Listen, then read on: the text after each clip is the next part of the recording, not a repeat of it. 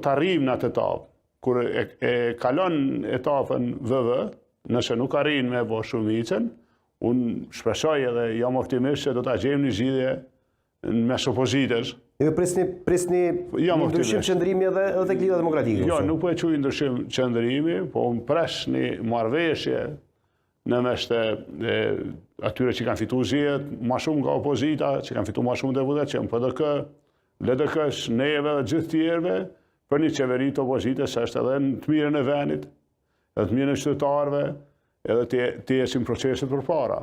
Dhe për këtë do duhet të kishte një zhbllokim më të shpejt të situatës. A mendoni që eventualisht nëse shkon tek gjykata kushtetuese, procesi mund të vonohet edhe më tutje, të shkohet deri në një periudhë verës eventualisht, se po përmendëm në ditëve të fundit edhe zgjedhjet të dy fishta duke ju referuar zgjedhjeve lokale si një farë mundësie, si një farë akordi për brenda politikë që mund të bëhet. A ekzistojnë opsione të tilla, zotë Haradinaj?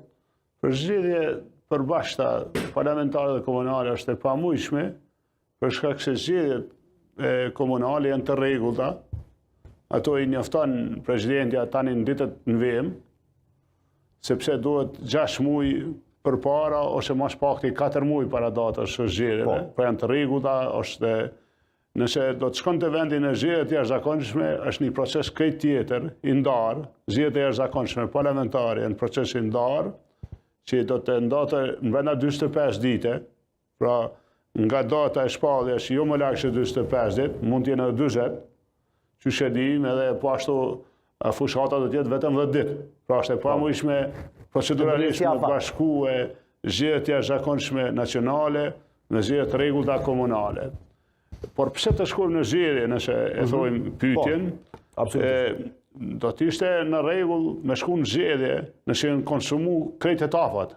Për shembull, ju ka dhënë mundësia të parit se ka bërë shumicën. I japën mundësia të dytit se ka bërë shumicën në rregull.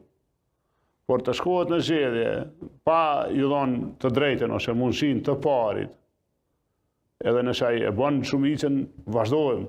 Nëse jo i dyti, pra nuk ka logjik të demokracisë, po e flastu edhe të përgjithësisë, se ne kem përgjithësi, ne kem dalë, kem kërku votë, është një lloj abuzimi, po e quaj kështu me vetë besimin e qytetarëve, me krejt procesin zgjedhor, me financat, me taksat, me gjitha ato shpenzime e kohë, se zgjedhjet janë edhe kohë për institucionet e vendit, për gjitha edhe për polici.